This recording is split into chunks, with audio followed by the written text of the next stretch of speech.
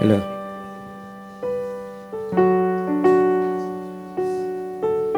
So isa pong mapagpalang umaga sa ating lahat. Magandang hapon sa mga nakatunghay sa Zoom. A blessed day to each and every one of us. At thank God once again for that wonderful praise and worship that we have experienced, no?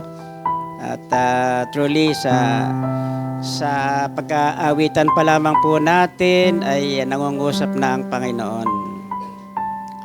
And as we sing that song, truly God is unshakable, unchangeable. That's why we can stand firm on our faith. Hallelujah. So bago po natin basahin ang ating teksto sa umagang ito, let us just bow our heads and ask the Lord for guidance. Ama namin Diyos, sa pangalan po ng Panginoong Yesus, sa gabay ng banal na Espiritu, salamat pong muli sa iyong dakilang presensya sa aming kalagitnaan sa mga oras na ito, Panginoon. Salamat po, Ama, at alam namin na ikaw nga po ay nalugod, tinanggap mo ang aming mga pagpupurit, pagsamba sa iyo sa umagang ito, Panginoon, because you inhabit the praises of your people, O Lord. At salamat po sa mensahe na inihanda mo sa amin sa umagang ito, Panginoon, na ikaw nga po ang magpala nito, O God. Ikaw nga po ang magbukas na aming mga puso't isipan, O Lord, mga spiritual understanding, upang lubusan naming maunawaan ang iyong pong mensahe sa umagang ito, sa araw na ito. Hindi lamang po namin maunawaan, Panginoon, kundi sa pamagitan ng iyong tulong ay ito po ay aming may apply sa aming pang-araw-araw na buhay. Salamat po sa mga guidelines, sa mga instructions na iyo pong ituturo sa amin sa umagang ito, Panginoon. At patuloy, Lord, na bigyan mo kami ng kalakasan na makasunod po sa mga tagubilin, mga divine instructions mo sa aming buhay, Panginoon. Dahil sa pamagitan lamang nito, Panginoon, kami mananatiling matatag sa aming pong pananampalataya at patuloy na nakatayo sa aming pagtitiwala sa iyo, Panginoon. Salamat po, Ama, sa tagumpay na binigay mo na sa iyong mensahe. At muli, Ama, sa iyo po namin binibigay lahat ng pasasalamat, papuri at karangalan sa matamis at makapangyarihang pangalan ng ating Panginoong Jesus. Lahat tayo magsasabi ng Amen and Amen. Our text for today is a very familiar text found in Matthew chapter 7, verses 24 to 27, which is the parable of the wise and the foolish builders. Actually, it's a very familiar that kahit nasa Sunday school, yung mga bata, ito tinuturo sa mga bata, no? At kung yung mga bata ay naunawaan nila ang parable na ito, ay higit lalo sa ating mga may edad na, mauunawaan ito. Dahil napakasimple. So, basahin po natin Matthew 7, 24 to 27. Asan yung verse?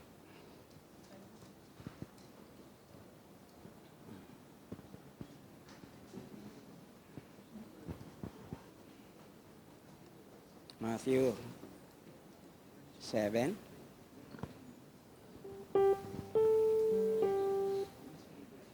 Basahin ko na. I'm reading from the New International Version.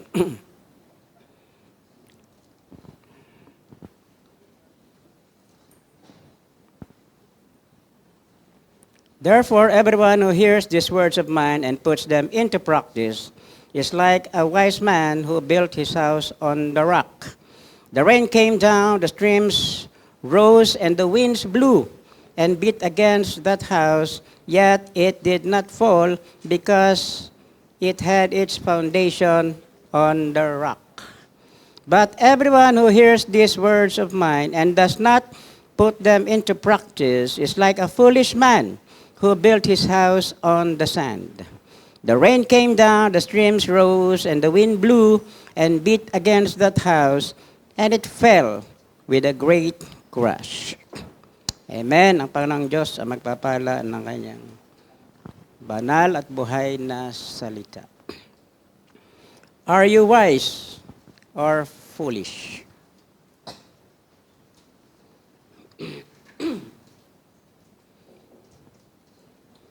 Of course, Pag tinanong kayo, are you wise or foolish? Siyempre, walang aamin na foolish, no? Pero,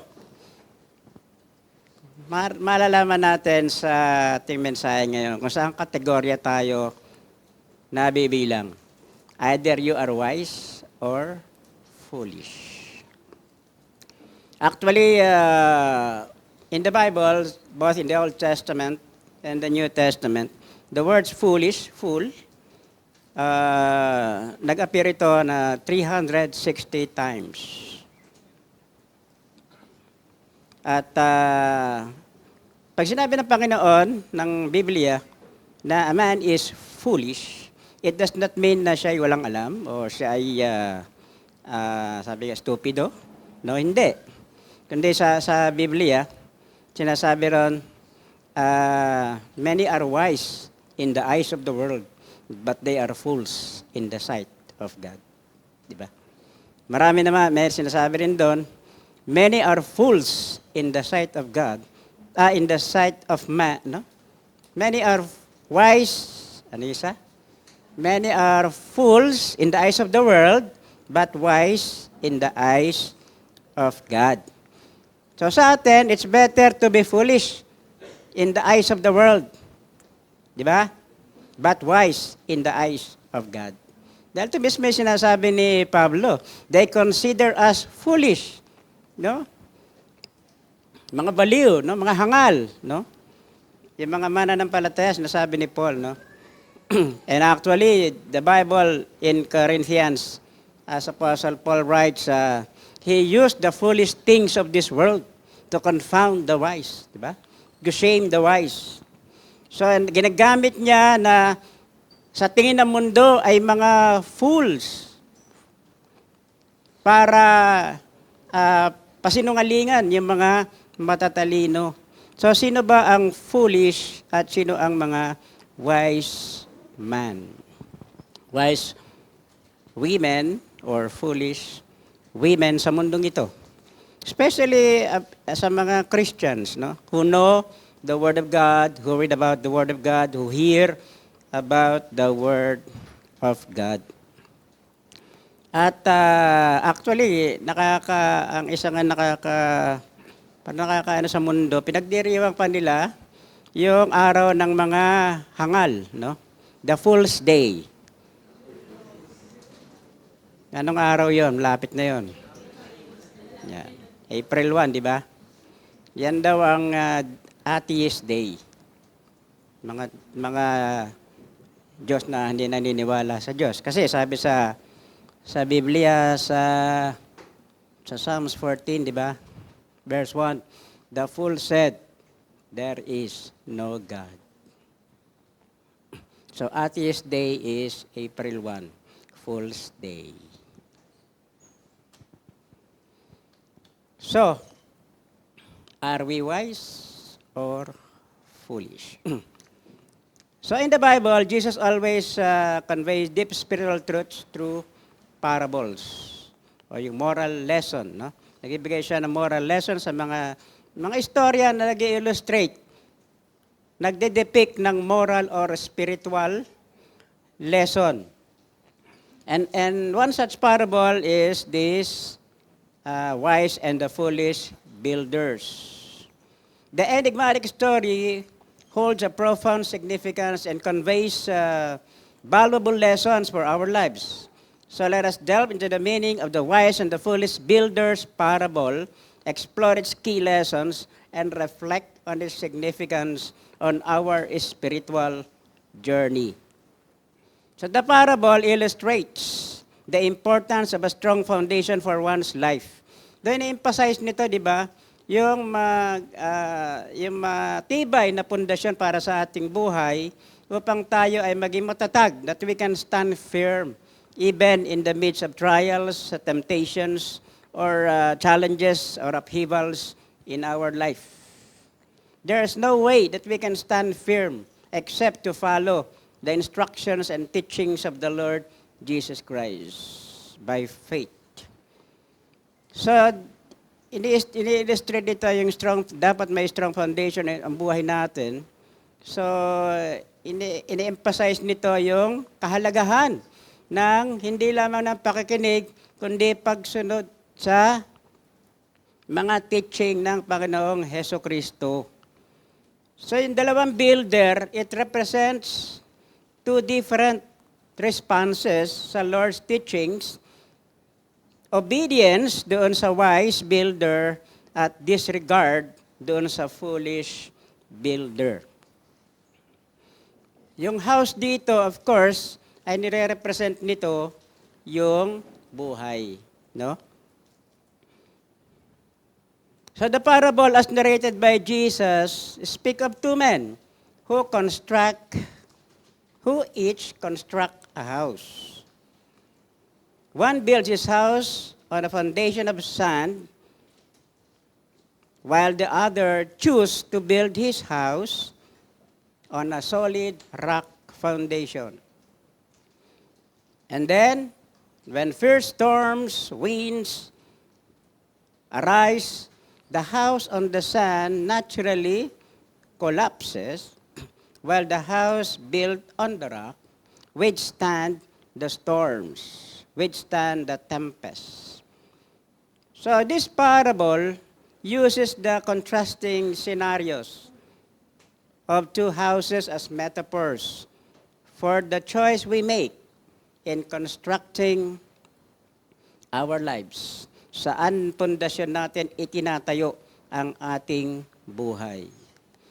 Is it sa sandy foundation na nagre-represent ng superficial and transient approach to life? Or, while the solid rock, a strong and unshakable faith in God, no? Nire-represent nito yung strong at unshakable faith in God. So it urges us to consider the basis in which we built our lives, emphasizing the importance of firm and steadfast foundation. So meron tayong makikita na 6 na useful lesson sa istoryang ito. Una, of course, foundation matters. Sa ating pagtatayo ng bahay, kapag tayo nagpatayo ng bahay, walang matinong tao, no? Walang sino mang matinong tao na magtatayo ng kanyang bahay sa buhanginan. Di ba?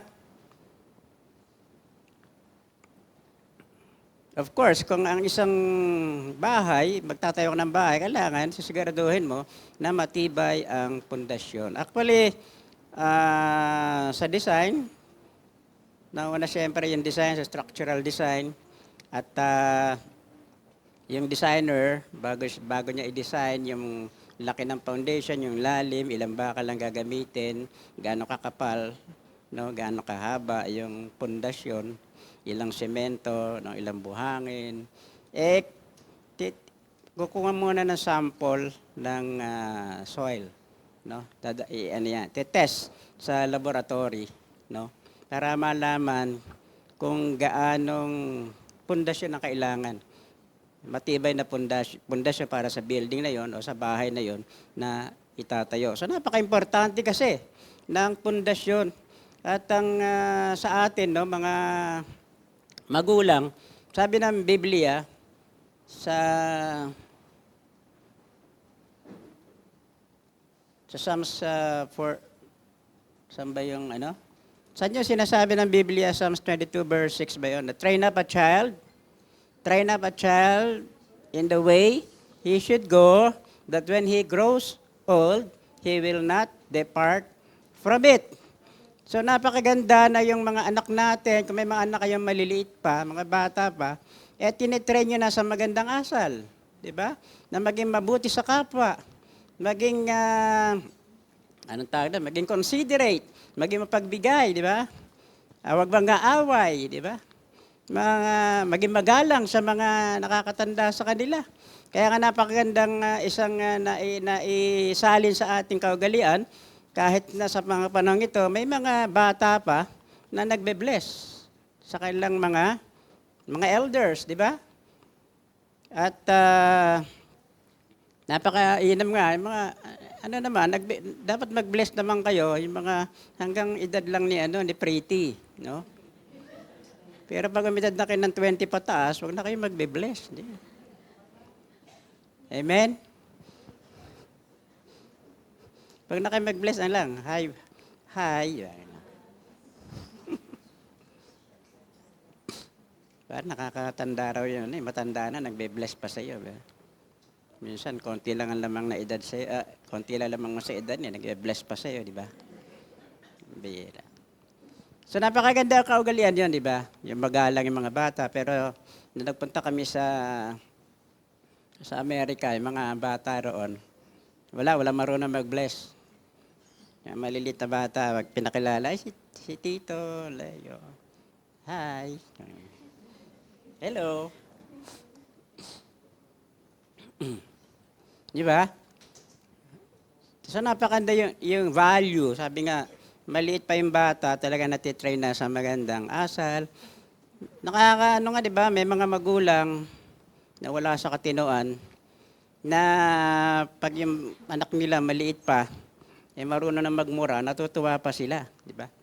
Sabi, grabe anak ko, liit-liit pa niya, pero ang galing na magmura. Natutuwa pa. Pinagmamalay pa sa mga tropa niya.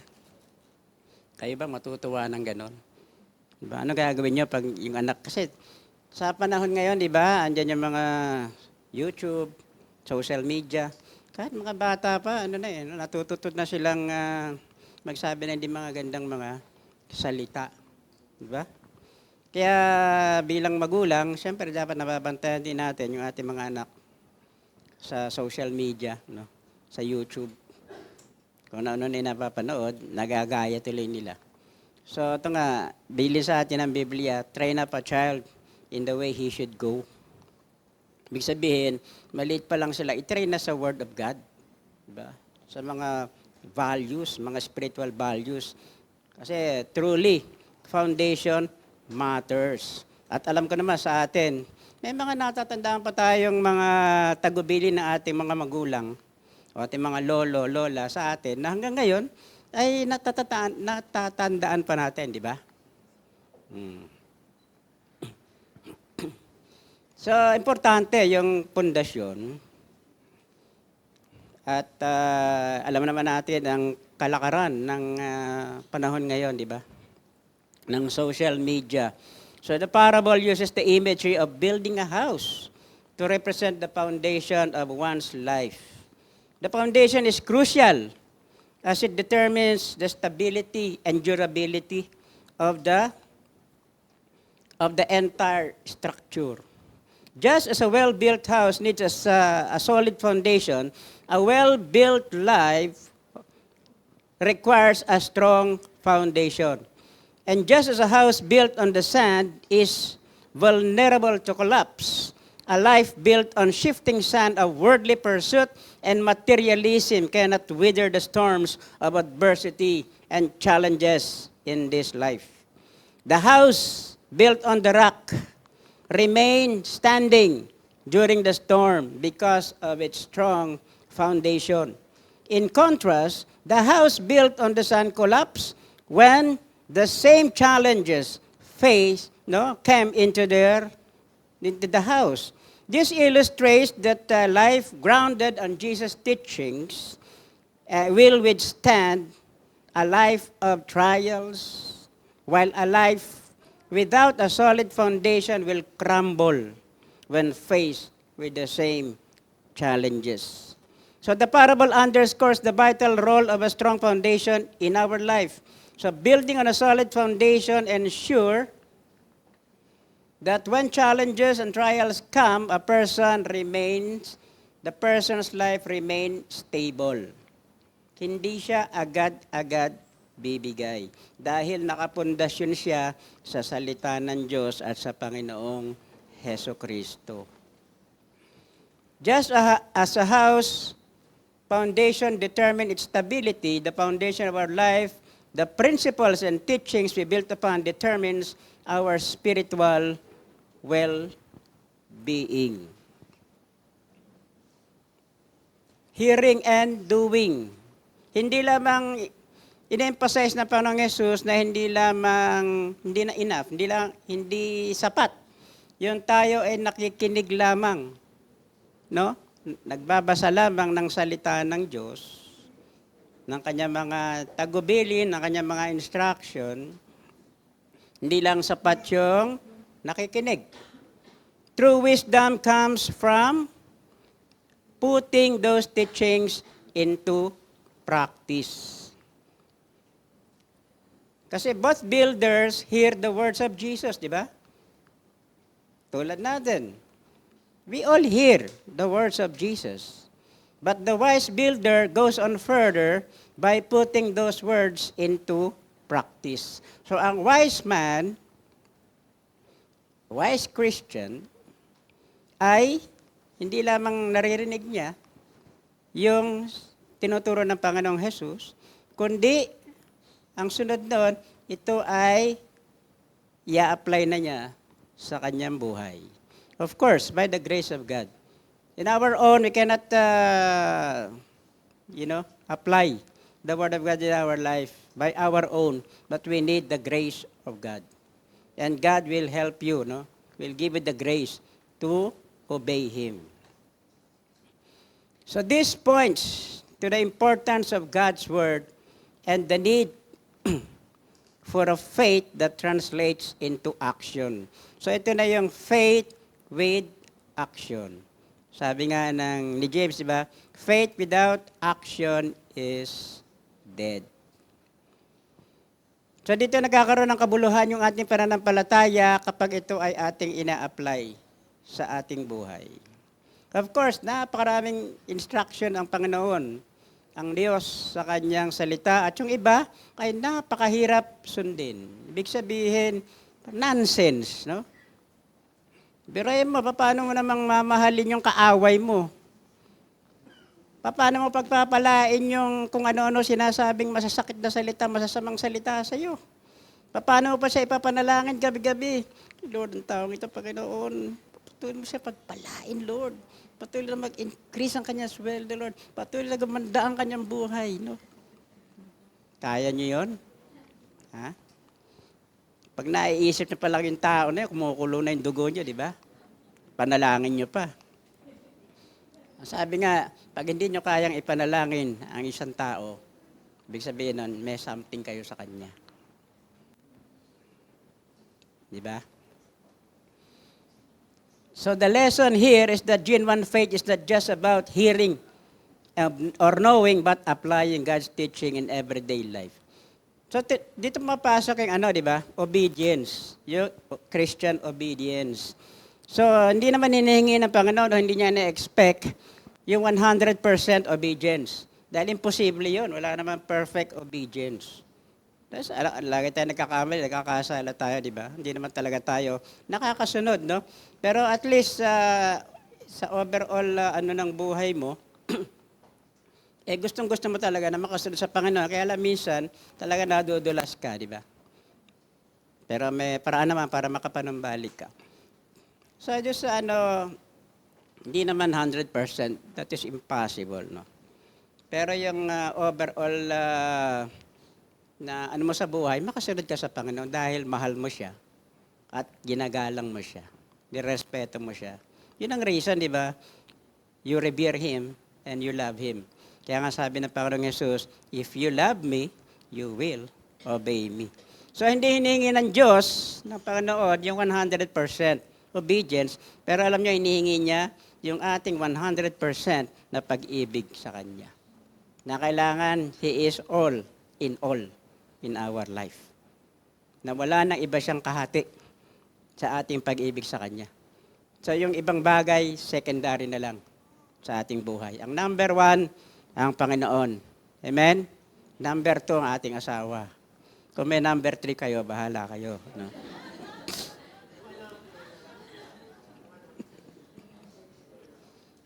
Gusto niya ng Panginoon yung buong buo. Kayo ba gusto niya may kahati? Sa pag-ibig ng asawa niyo? O sa pag-ibig ng jowa niyo? Diba? Siyempre, gusto niyo buong buo yung pag-ibig sa inyo, di ba? Walang kahati. Pero alam ko, ang Diyos hindi siya nanlilimos ng pag-ibig. No? Hindi siya parang humihingi lang ng konting pag-ibig. Parang kahit konting pagtingin, no? Na sabi ni Rick Segreto, hindi siya ganun. Pero yung iba, alam ko, hindi siya katulad ng pelikula ni Vilma Santos na palimos ng pag-ibig. Hindi siya namamalimos ng pag-ibig, no? Pero yung ibang taon, ibang babae, payag sila na may kahati. Tulad ng pelikula ni Tetsu Agbayani na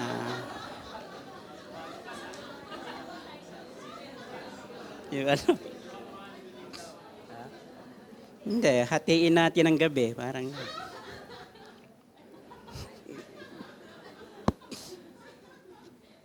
pero ano na, sinasabi ko lang itong mga pelikula to, pero never ko napanood to. No? Hindi, hindi naman ako defensive. Nililinaw ko lang. So. Yung mga gano'n, di ba? Ang Panginoon na hindi gano'n. Na gusto niya may kahati. Gusto niya 100% of our loyalty, pag-ibig ay sa Kanya. Number 1 siya sa ating buhay. Mahirap din gawin yon, di ba? Kasi ang daming kaagaw, no? Humihingi ng pansin sa ating paningin. Pero gusto niya, Christ, sabi nga, Christ all in all. So ang parable na ito, nagtuturo sa atin to prepare for the challenges of life. Di ba yung bahay naman ay they face the similar external challenges, di ba? Yung rain, storms, and winds. And those challenges represent the trials, difficulties, na lahat tayo ay nararanasan natin sa ating buhay. Maaring sa ngayon, wala pa tayong nararanasan, pero later on, pwedeng maranasan natin yung mga challenges, mga trials, difficulties. Pambira, ito lang ko na ito, buhay pa ako nila. Sino kayo nagpadala nito?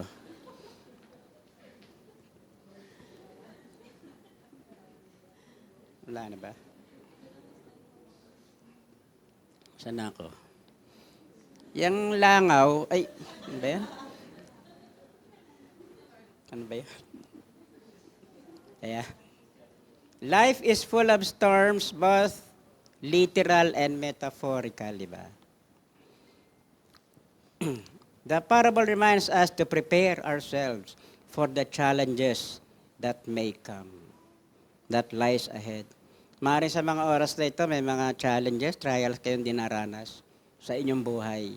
Pero sabi nga rito ng Panginoon, kapag nakapundasyon kayo sa salita ng Diyos, nakapundasyon kayo sa ating Panginoong Yesus, you will never be moved. Ano man yung bagay na yan. Trials will come, but a life rooted in God's Word and Jesus' teachings will stand firm, even in the face of adversity, and provide the strength to endure and overcome. So by building upon the rock of faith, we establish a strong and resilient foundation that can withstand the upheavals of life, offering us stability and hope when faced with trials. At yung pang-apat, binibigyan tayo ng katiyakan, ng security. Hindi lamang katiyakan sa mundong ito, kundi magpasawalang hanggang katiyakan. Kasi yung kanyang pagkikare sa atin, yung love niya sa atin, ito ay hindi lamang dito sa mundong ito, kundi it is from eternity to eternity.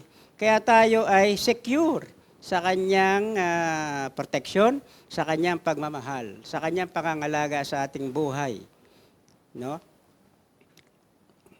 So building on the rock symbolizes that a life anchored in a relationship with God and obedience to His Word. And it leads to eternal security and closeness with God. Building on the sand represents a life disconnected from God, guidance and teachings leading to spiritual stability, instability, and separation from God. Yung pag disregard mo, yung mga tao na nade-disregard ng salita ng Diyos, ng kanyang teachings, maaaring mga hulugan nito ng panghabang buhay na pagkahiwalay sa Diyos. Sa buhay natin, sa buhay ng tao, sa mundong ito, ano yung mga bagay na hinahanap-hanap nila na nahihirapan sila matagpuan? At praise God sa ating mga nandito sa mga oras na ito, natagpuan na natin yung hinahanap ng mundo. Of course, isa dyan yung love, no? Na meron talagang tunay na nagmamahal sa iyo. At hanggang sa mga mga oras na ito, alam ko naman may mga naghihintay dito, na matagpuan nila yung tunay na magmamahal sa kanila. Amen? Ang problema lang, yung iba ay trial and error ang ginagawa. Pero yun ang gusto ng mundo, love and acceptance. Tayo ay tinanggap na at inibig na ng Diyos. Diba sabi, He first loved us. We love God because He first loved us. At ano pa hinahanap ng mundo? Yung security. Yung katiyakan, di ba? Sa mundong ito. So napakaraming tao walang security. Kaya iba't ibang klase ng insurance ang kinukuha, di ba? Walang security. Pero meron na tayong security sa kamay ng Panginoon. No? Ano pa hinahanap ng tao? Yung kapayapaan. Di ba? Peace. Yung satisfaction. Yung makakabuo sa kanyang buhay. At ito ay matatagpuan lamang sa Panginoong Jesus. Kasi yung iba hanap sa mga bagay na akala nila makapagbibigay ng satisfaction sa kanilang buhay. Pero pag natagpuan nila, kulang at kulang pa rin pala. Hindi pa rin pala, di ba? Sabi mo, pag napangasawa ko lang to si sister, kumpleto na buhay ko. No? Pag napangasawa ko lang to si kapatid, kumpleto na buhay ko. Di ba? Pero pag natupad na yung hinihiling mo, inaasam mo, kulang pa rin. Parang may hinahanap pa rin ako. Diba? Lalo na kung nakakita mo, sama na ugali pala nito. Diba? Doon mo lang kasi makikilala yung tao pag nakasama mo, di ba? May mga lalabas ng ugali na hindi mo. Minsan nag-aaway yung mag-asawa dahil lamang sa toothpaste. Di ba? Walang takip. Mamaya sigaw yung asawang babae. Ano man, Jesse Pilo ka lang, di ba? Bakit dito mo pinipisa? Dapat dito mo pisain sa ano? Di ba? Mga ganang mga bagay na, maliliit na bagay, di ba? Tapos yung nanliligaw sa'yo, di mo alam, sipunin pala, di ba? Kasi pinipigil niyang bumahin sa harap mo, pero yung napangasawa mo, ang bihira to, ting umaga pala to, bahin ng bahin.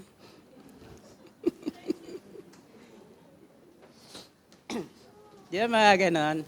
Meron kang kanta yung U2, no? U2 band. Ano ba yung kanta nila? I climb the highest mountains. I crawl the largest fields. I crawl, I run, but still I cannot find what I am looking for. No? Kanta na U2 yun. Tingnan nyo na lang. So may hinahanap siya kung saan siya nagpunta. Sabi niya, narating na niya, pinakamataas na bundok. Patuloy siya naghahanap, pero hindi pa rin niya matagpuan yung kanyang hinahanap. At purihin ang Panginoon sa ating mga nandito ngayon, natagpuan na natin ang ating hinahanap ay walang iba, kundi ang Panginoong Heso Kristo. Amen. Praise God. Hallelujah. So dito sinasabi rin ng parable na ito, yung consequence of disobedience. Anong kahihinatnan kapag hindi natin sinunod, no? Pinractice yung tinuturo sa atin ng Panginoon.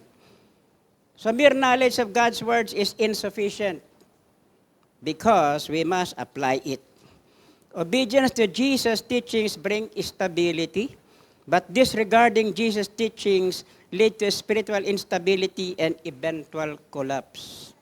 So ignoring God's guidance has serious consequences. in the long run. Nangangahulugan nito ng buhay at kamatayan. No? Death and life ang nakataya dito.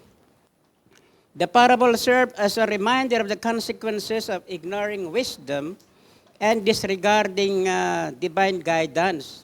So just as the foolish man house collapsed, those who neglect the importance of firm foundation in their lives will risk succumbing to doubt, despair, and permanent and spiritual emptiness. Pag wala sa Panginoon ang isang tao, hungkag ang kanyang buhay. Empty. No? Meron something, ang sabi nga ng, di ba sabi nga, merong isang bagay sa buhay talaga ng tao, sa puso ng tao na parang kulang, no? Kahit saan niya hanapin, hindi niya matagpuan. Merong hungkag, emptiness doon sa kanyang puso. At yun daw, emptiness na yun, yung hungkag na part na yun ng ating buhay, ito raw ay godly shape. At ang makakabuo lamang ng hungkag na parte na yun ng ating buhay, walang iba kundi ang Panginoong Jesucristo. So itong parable na ito, tinuturo sa atin to embrace a life of wisdom. So ang sinasabi ng wisdom, yung i-apply mo na, yung salita ng Diyos sa buhay mo. That is true wisdom. The parable encourages us to embrace wisdom and in our choices and actions. The wise man who built his house on the rock represents an individual who asked God's guidance and anchored their life on godly principle. So wisdom dictates that we prioritize eternal values over temporary pleasures, making choices that will bring lasting fulfillment and peace. Ano sabi ng Korinto? Huwag kayong tumingin sa mga bagay na nakikita, kundi ito nyo mga paningin sa mga bagay na hindi nakikita, sapagkat ang mga bagay na nakikita ay pansamantala lamang, subalit ang mga bagay na hindi nakikita, ito ay magpasawalang hanggan. Ano ba ang significance nito, kahalagahan nito sa ating buhay, itong parable na ito? Of course, tinuturuan tayo nito na magkaroon tayo ng self-reflection and evaluation. Magkaroon tayo ng pagsisiyasat sa ating buhay. Evaluate natin ang ating buhay. Saan ko ba itinatayo ang aking buhay? Ako ba ay wise or ako ba ay foolish? So this parable compels us to examine the foundation upon which we built our lives. Are we investing in the stability and permanence offered by a life rooted in faith in God? Or are we succumbing to the allure of temporary pleasures and worldly pursuits? Saan nakaangkla yung ating buhay? Natanong mo sarili mo, saan ba nakaangkla ang aking buhay sa mga oras na ito? Sa salita ba ng Diyos, sa Panginoong Jesucristo ba, o sa mga bagay na ino-offer ng mundong ito? Pangalawa, tinuturuan tayo ng parable na ito na i-prioritize yung ating spiritual na paglago. No? Prioritizing spiritual growth. So the parable challenges us to prioritize our spiritual growth and seek wisdom in our decision making. Urges us to cultivate a deeper relationship with God and align our lives with His teachings, so we may build a solid foundation that can sustain us through life storms. Of course, tinuturo din sa atin ng parable na ito na encourage tayo. No? It is an encouragement in times of adversity. In times of hardship and adversity, the parable offers solace and encouragement. It reminds us when our foundation is built upon the unwavering rock of faith, we can find strength, hope, and resilience to overcome even the big storms that will come in our lives. At sa panghuli na mga paalala ng parable na ito, ay tinuturo sa atin the parable, themes, and lessons have implications for one spiritual destiny. In essence, the parable teaches us a life grounded in obedience to Jesus' teachings, and relationship with God is the foundation. Ito yung pundasyon ng stability, ng resilience, at meron itong eternal significance. Hindi lamang dito sa mundong ito, napakahalaga nito, kundi may significance nito, no, sa mga darating pang mga panahon. It has eternal significance. So it is a call to align our lives with God's wisdom and principles, ensuring that our foundation can withstand the storms of life. The foundation chosen by each builder reflects the relationship with God and the response to Jesus' teachings. Building on the rock symbolizes a life rooted in faith and obedience in Christ's teachings, leading to eternal security and heavenly destination. Building on the Son signifies a life lacking a strong foundation of God's words, resulting in spiritual instability and separation from God, which is not aligned with the hope of heaven. So in this sense, the parable underscores the importance of building our life that is prepared for the challenges of this world and for the promise of eternity with God in heaven. And we put our faith in Christ, we put our faith in His Word, kasi nga, we have the hope of heaven. Sabi nga, our living hope is Christ, and we have the hope of heaven. Hindi na tinitingnan natin dito yung mundong ito, kundi we look beyond this world, di ba? Kasi alam naman natin lahat dito ay pansamantala lang. And all of us someday, no, will die. At pagkatapos ng mamatay, ang importante saan ka mapupunta. So it is a call to live in obedience to Jesus' teachings, embracing His wisdom and guidance to ensure a firm spiritual foundation that leads to everlasting life in the presence of God. So in conclusion, the parable imparts invaluable lessons about the significance of a solid foundation, the pursuit of wisdom, and the consequences of neglecting divine instructions. So by heeding the teachings of Christ, we can construct lives that withstand the tests and trials of this world, finding lasting joy, purpose, and fulfillment along our spiritual journey. Tatanungin ko kayo, sa mga panahon ito na kayo nagtitiwala sa Panginoon, pinagkatiwala nyo na yung buhay nyo sa Kanya, nandun na ba yung inyong, sabi nga, satisfaction sa inyong buhay? Kumbaga, Lord, sapat ka na po sa akin. No? Masasabi niyo ba yon? Lord, natagpuan ko na po yung pupuno ng aking buhay. Kahit hindi mo na ako bigyan ng asawa.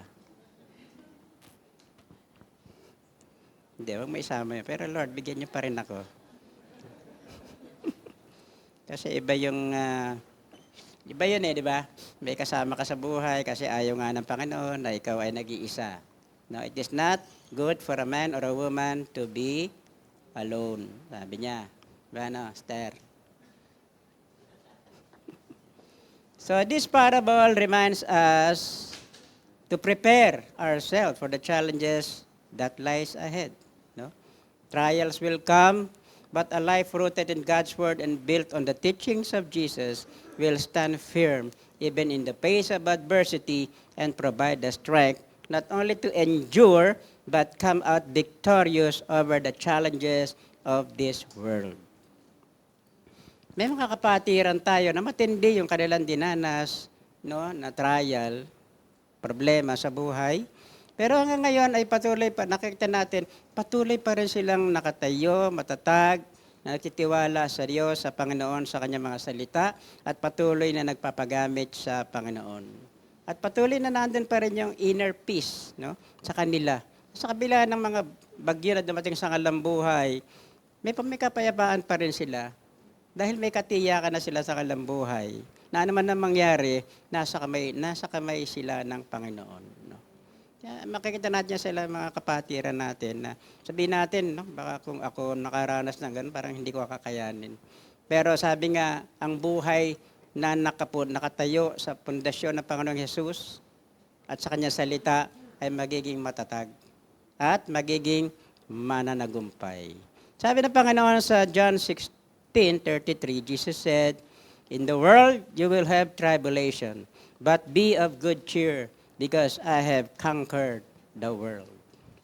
And also in Romans 8:37, Apostle says, "We are more than conquerors in Christ Jesus." At bigyan ko lang po ng panghuli, bigyan ko lang ng illustration, yung paano natin i-illustrate that we are more than conquerors in Christ Jesus. Nung si Manny Pacquiao ay namamayagpag pa sa larangan ng boxing, napakarami niyang pinanalunan, di ba? Napakalaki ng mga premyo na kanyang tinanggap at siya yung naghihirap, di ba? Siya yung nagpapabugbog sa training, grabe yung kanyang ginagawa. At pag oras na ng laban, tinatamaan siya ng mga suntok, no, sa kanyang kidney, sa kanyang ulo. Sabi nga ng asawa niya, tapos daw ng laban, pag umihi daw si Manny Pacquiao, ay dugo ang kanyang iniihi. Ganun kahirap yung kanyang dinanas. Pero, most of the time, he come out victorious. Di ba? Si Manny Pacquiao yung conqueror. Pero ang more than conqueror ay si Jinky. Kasi, yung napanalo ng pera ni Manny, diretso kay Jinky. Walang kahirap-hirap si Jinky. Diba? Pero sa kanya napunta, yung pinaghirapan ni Pacquiao. No?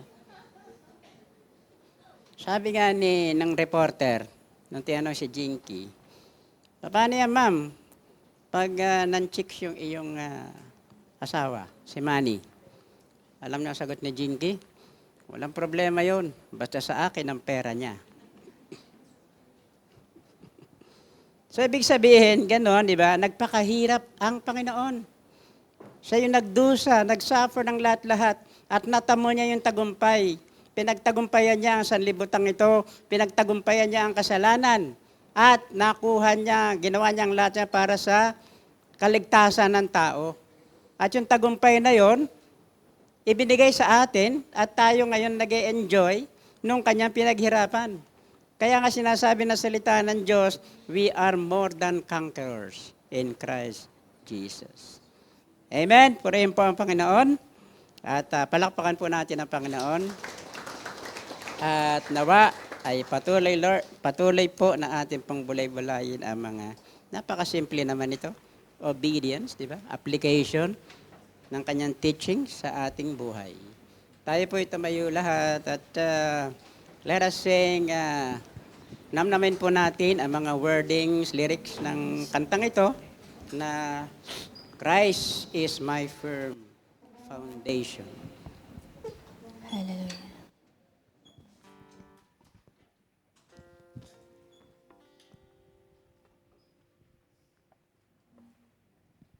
Thank you, Jesus, for being our firm foundation.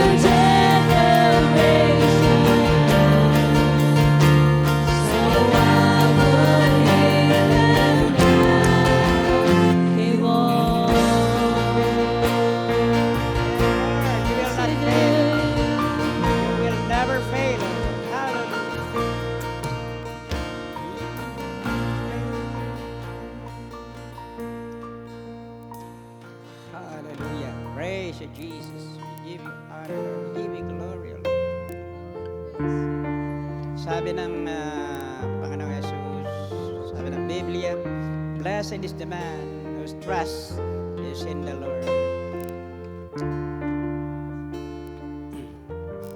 Aman Diyos, sa pangalan po ng Panginoong Jesus, salamat po sa mensahe mong ito, Lord, na pinapaalala mo sa amin muli, O God.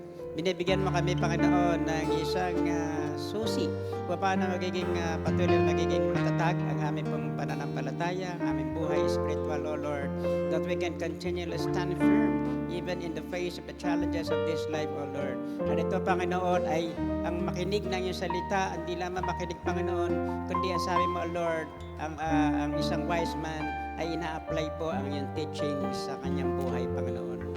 Lord, patuloy, Panginoon, na kami tulungan na hindi lamang maunawaan ang iyong mga salita, O Lord, kundi ito po ay may apply po namin sa aming pang-araw-araw na buhay, Panginoon. Sapagkat doon po makikita, O Lord, na kami nga ay tunay na nagmamahal sa iyo, Panginoon. Da sabi mo nga, if you love me, you will obey me, O Lord.